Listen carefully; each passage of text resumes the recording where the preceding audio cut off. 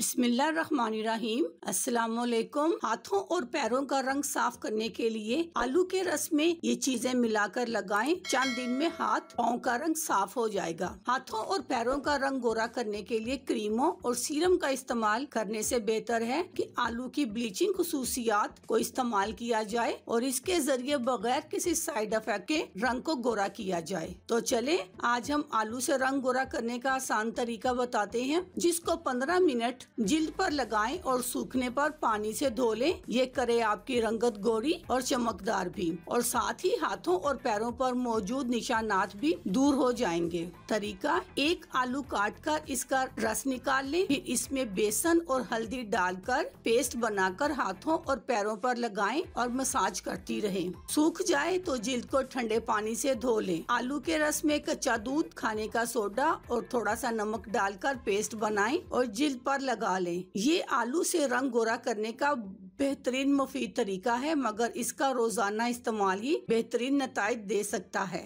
इस घरेलू रेमेडी को जरूर आजमाइएगा। अल्लाह हाफिज। शुक्रिया।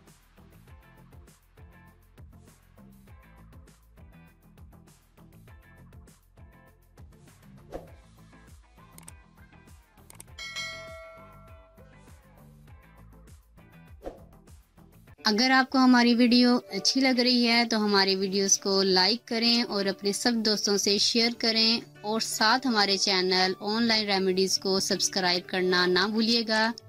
मिलती हूँ मैं आपको एक नई वीडियो के साथ। तब तक के लिए अल्लाह हाफिज़।